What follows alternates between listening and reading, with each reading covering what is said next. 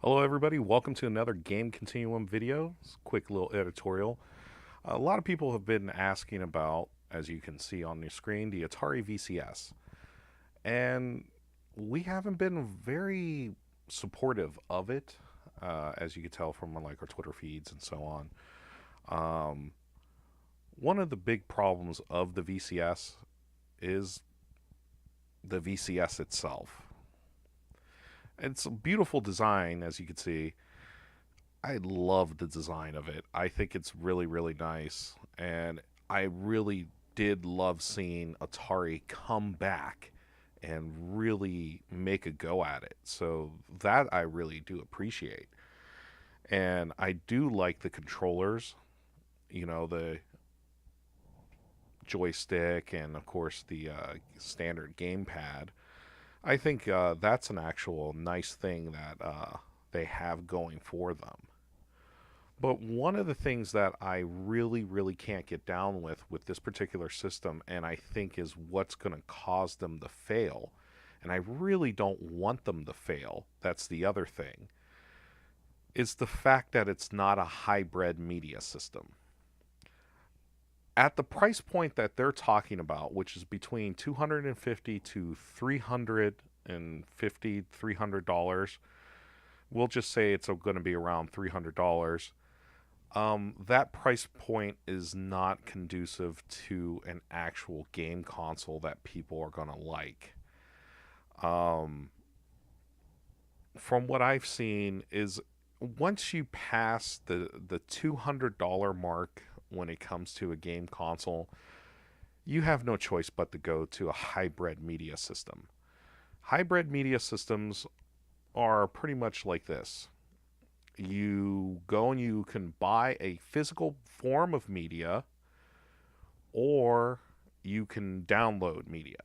Now, why would you prefer, some people would say, hey, downloadable content might be better. Um, it's nice as an addition to physical media. It's not a nice thing as, this is your sole system. Now, the reason why I say this is because if you think about it, Steam has failed. Unequivocally, Steam has failed in the home console market. They've done great on PC, but they failed in the home console market. But other consoles try to do the same thing. The Ouya, the PSP Go, even Microsoft themselves received a lot of flack on this particular subject of physical media and so on. And the solution that everybody has come up with, the major game manufacturers and system producers, is a hybrid form system, which has a physical and a digital media format. So a hybrid system is actually more palatable and it's more easy to sell. Um, when it comes down to it, you want a hybrid system. Now, the Atari VCS is not a hybrid system. It is just a digital only system from what Atari is pushing. Um, this only means one thing, and it's a sad thing I really hate to say, but because I really truly do want Atari to be successful in a successful comeback, it means it's doomed to failure. Um, there's nobody I can cite that has actually done this successfully. Even Steam has failed at this, and they have probably one of the most successful digital systems out there.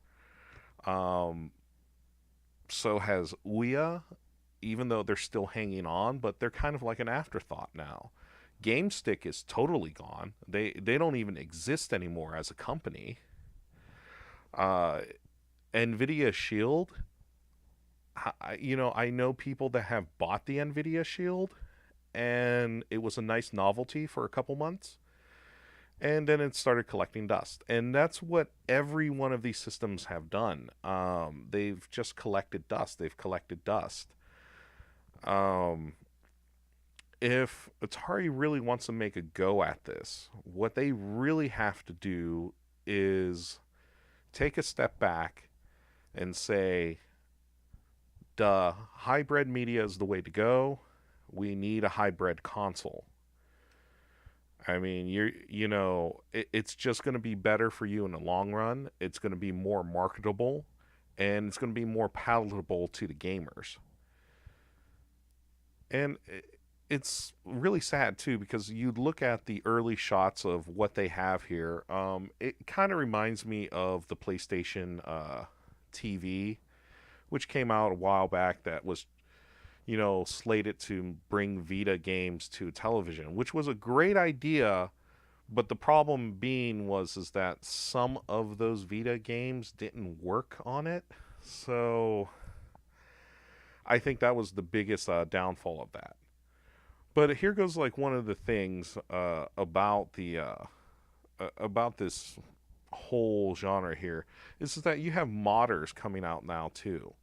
And these modders are making like skins for the PlayStation 4. They're putting Raspberry Pis and 2600s and stuff like that. So it's really, really kind of crazy. I've seen a lot of good little skin mods for PlayStation 4 that gives you that wood grain thing.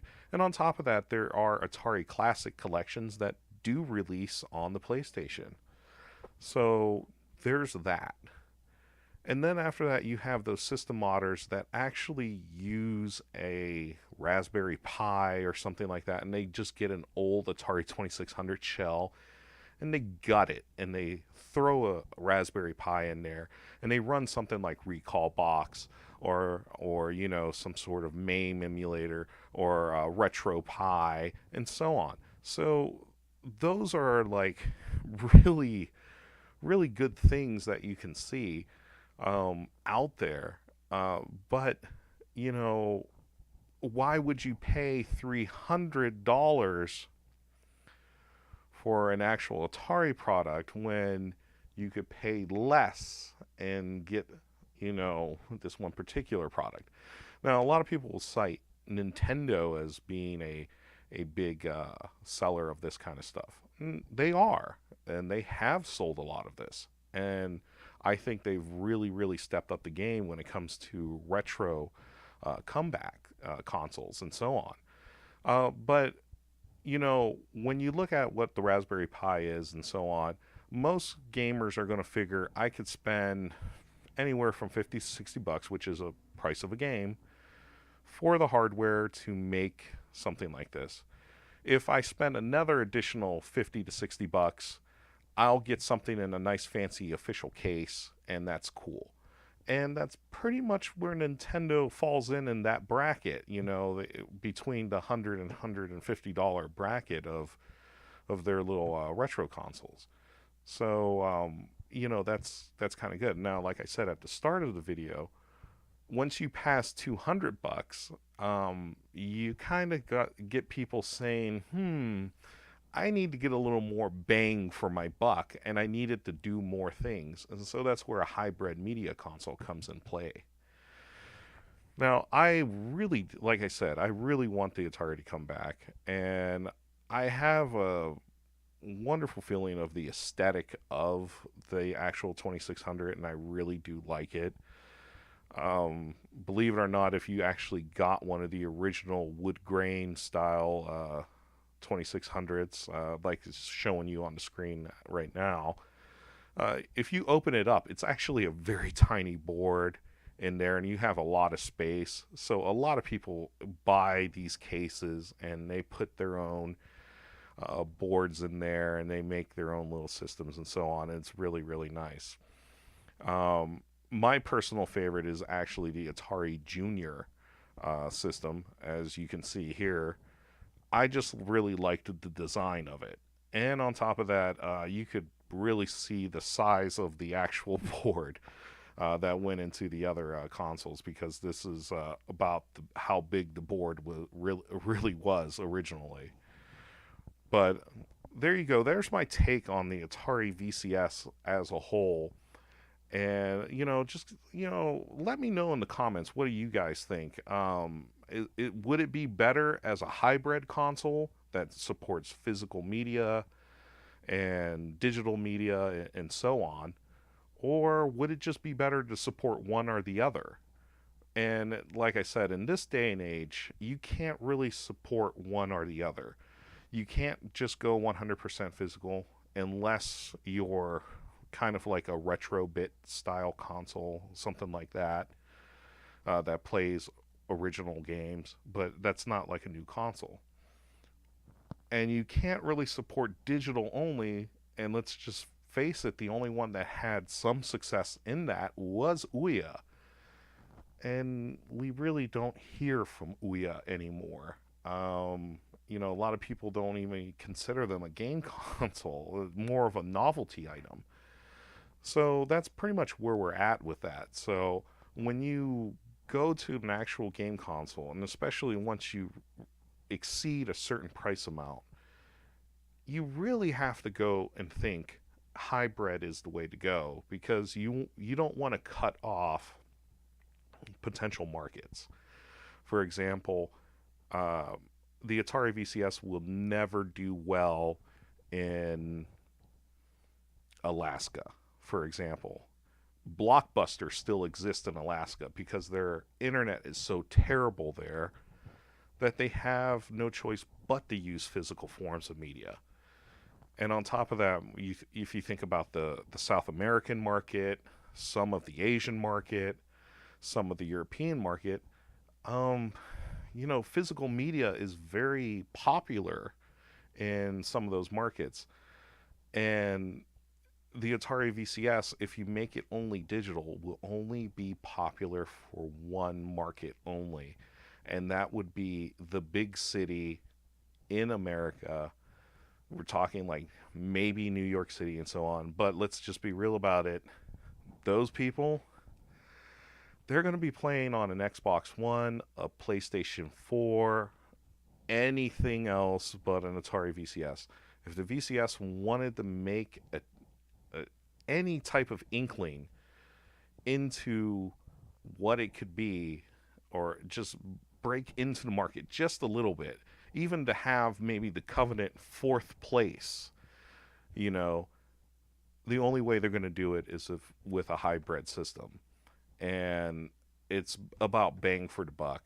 And when you look at the price, you're going to be like, hey, I could buy a PlayStation 4, and that has a huge library.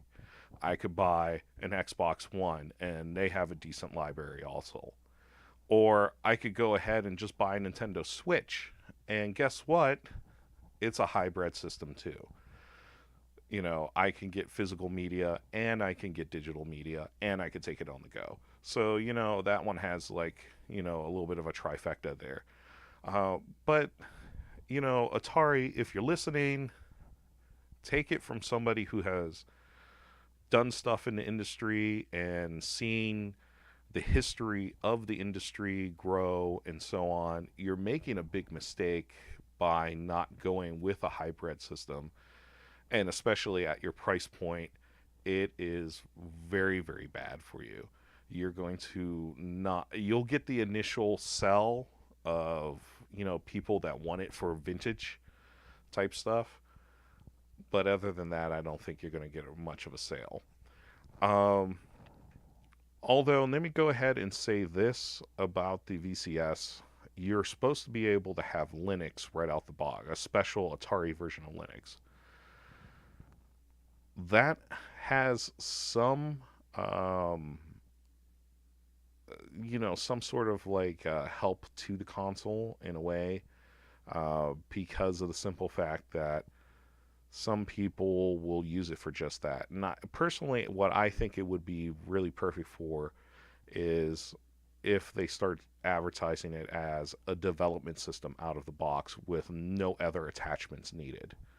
Right? Most of the time, if you go and you buy, uh, Xbox One or PlayStation or so on, you got to hook it up to a computer and then get some development software, and then you can develop for it. if you could just develop directly on the VCS, kind of like an old style Commodore 64, Atari 1040 ST, Amiga, and so on, there's going to be a market for that. And people are going to want to pick it up for that particular reason. Um, but its lack of having a media drive is still going to hurt it in the long run. So again, go ahead and really think about it, Atari. Everybody, of course, like I said, just give me a like and subscribe in the comments, or drop me a comment, I should say, and let me know what you guys think about this. So, what do you think? Should it go hybrid 100%, just like everybody else, and provide extra features like development and Linux and so on, right in the box itself? Or should it go 100% physical or 100% digital, as it is supposedly going to be doing, with an addition of Linux that we don't know what it could do or not do? So go ahead and, like I said, give us a like, subscribe, and hopefully we'll be able to post a couple more videos. Thanks.